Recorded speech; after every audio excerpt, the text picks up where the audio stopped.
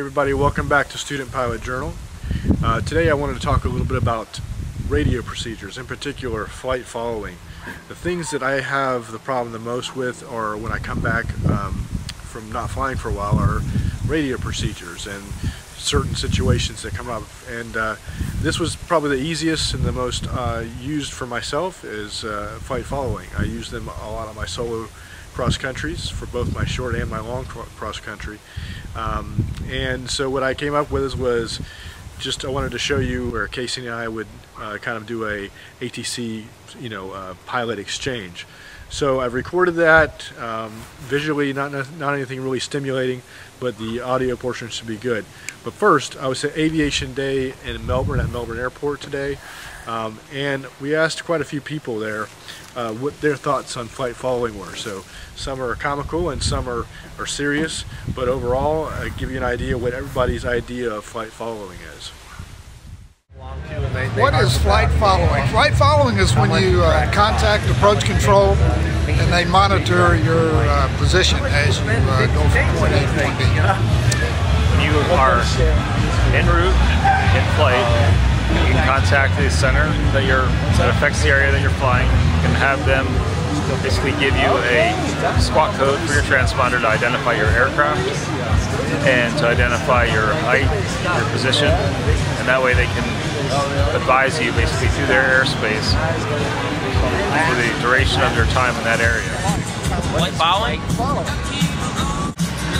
Flight following for me, I only have an 80 horsepower engine, so I'm always following the other guys.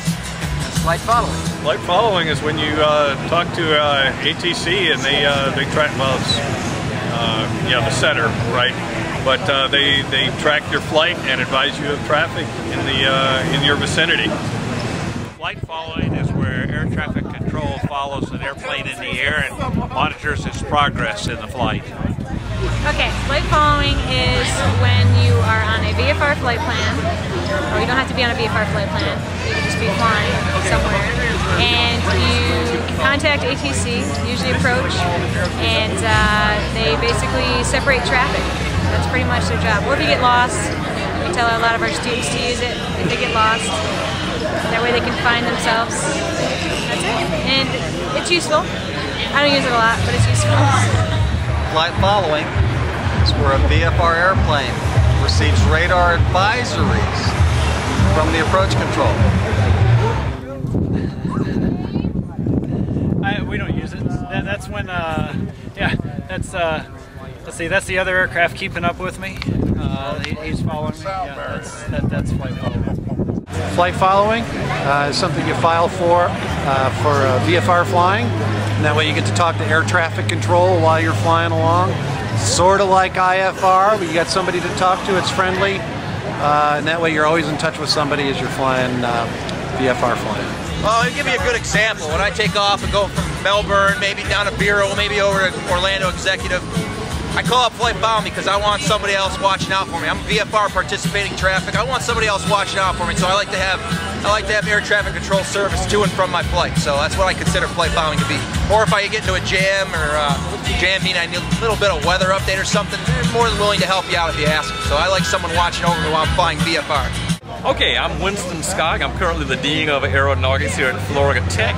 And our flight program is one of the programs that we're proud of. The question was asked to me, what is flight following? Well, flight following is a service that I, along with many other pilots, utilize. And it's a service that I request from the controlling agencies. It could be Orlando Approach, for example, or it could be Miami Center. But if I'm flying VFR, I request flight following, and that allows ATC to assign me an IFF code. They can track me and they can provide traffic advisories and other advisories to help make my flight a safe one. So I guess that's my general definition of flight following. Flight following is something that you should expect not to get from Miami Center. This is where we would be on a visual flight rules flight plan, and we would ask air traffic control to keep an eye on us. So they would give us a discrete squawk, and we would be able to fly through a certain airspace. Hey, I'm the one that's making the podcast. I don't have to know. I just know it's real cool and I always want to use it all the time. Flight following is a service that's provided to VFR pilots on a workload permitting basis. So they don't have to give it to you. You know, if it's real busy, and this happens to us a lot around Miami. It's too busy. There's too much IFR traffic that they're handling. They can't put us into the system. So it's a workload permitting thing for them, but they're going to kind of keep an eye on us, and the main function of ATC is always separation of aircraft. So the big thing that they're going to do is if there's any kind of traffic in our area that's passing us or coming close to us, they're going to point it out. They're going to say, you know, 44 Quebec traffic 2 o'clock, 3 miles at 3,000 feet.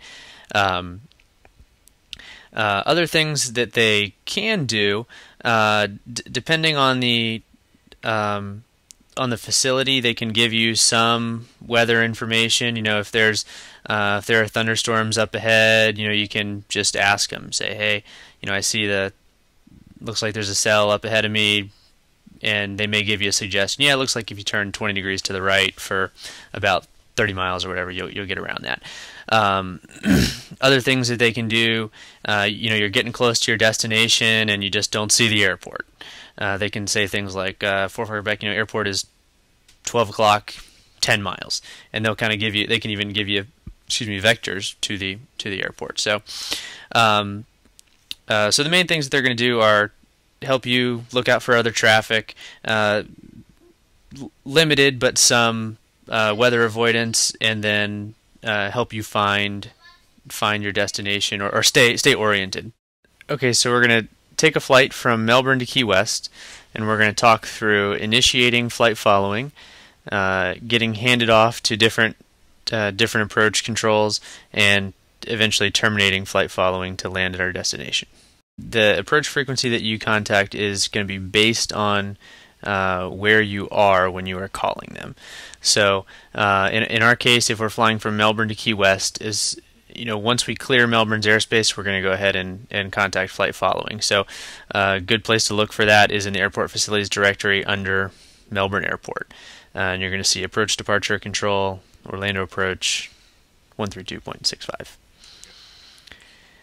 If you weren't contacting them until down around Okeechobee, you may look up Okeechobee or Pahokee and find it. The initial call to an approach controller, I like to just give them a heads up, let them know we're there, and tell them that we want a request. So the first call is going to go like this: Orlando approach, Archer 3744 Quebec with request. Archer 44 Quebec, say request. 44 Quebec, 5 miles southwest of Melbourne, level 2,500, request flight following to Key West. Archer 44 Quebec, squawk 1234. Squawk 1234, 44 Quebec. Archer 44 Quebec, radar contact 6 miles to the southwest of Melbourne, altimeter 3000, report prior to any altitude changes. 3000, Wilco, 44 Quebec. Okay, so along the flight, at some point, you're probably going to switch controllers. So this can go one of two ways.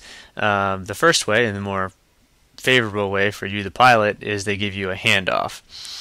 So let's say we're leaving Miami's airspace going into Palm Beach's airspace. They're going to say, Archer 44 Quebec, contact Palm Beach approach on 124.6. 124.6, 44 Quebec. Okay, now pilot again switches frequencies. Now he goes over to Palm Beach. Palm Beach approach, Piper 3744 Quebec, level 2,500. Archer 44 Quebec, roger, altimeter 3000. And that's a handoff. So they've called Palm Beach approach and told them where you are, where you're going. All you need to do is check in with the next controller. There's two options there for switching controllers. So that was the first one. That was the handoff. If the controller is too busy to contact your next controller, they're gonna just basically dump you from flight following. So the controller's gonna say something like this: Archer 44 Quebec, radar services terminated. Squawk VFR, frequency change approved. Have a good day. Squawk VFR, frequency change approved, 44 Quebec. Basically, what happened there is, he was too lazy or too busy to contact the next controller for you. And a lot of times, actually, when they do that, they will say, Archer 44 Quebec, you're leaving my airspace. Frequency change approved. Squawk VFR. Have a good day. If you'd like further flight following, contact Palm Beach Approach, frequency 124.6. Squawk VFR, frequency change approved, 44 Quebec. And usually, if they don't give me a frequency, I'll just ask him. So, he may be too busy to give me the handoff, but usually he at least knows which controller I would contact next, and that just saves me the hassle of having to go look it up. If that second option happens to you, then you have to initiate flight following just like you did when you were starting the flight. So you'd contact Palm Beach Approach and just give them your whole spiel again. Where you are, where you're going, what altitude you're at, that kind of thing. One thing that you can do for flights that you take regularly, because there's no resource, at least that I know of, that's available to pilots that shows you where the controllers are gonna, hand you off to the next guy. And it also depends on altitudes, but if you have a flight like to Key West that you're doing all the time, you always fly this flight at, let's see, I don't know if that'd be an easterly or westerly, whatever. Let's say you fly it at 8,500 all the time. They're going to hand you off to the next controller at the same point, and it's going to be the same frequency, probably every time. So you could make a little note on your chart there and put, Palm Beach Approach 124.6. And that way, if he dumps you out of the system, you know which frequency to contact them on. Typically, when you get close to destination, the controller is going to start asking you if you see the airport, and so the controller may say, Archer 44 Quebec, airport is 15 miles at your 12 o'clock. Reported in sight. Looking for the airport, 44 Quebec. You either see it or you don't. If you don't see it, don't tell him you see it, because you want his help in finding the airport.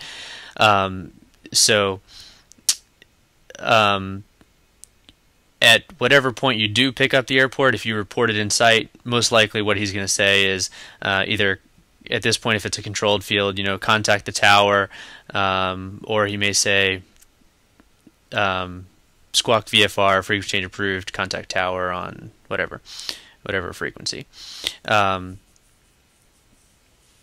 If I have had times when I'm on flight following, I'm getting close to the airport, and the controller doesn't say anything. So he's probably just not watching you very closely and doesn't realize you're getting close to your destination.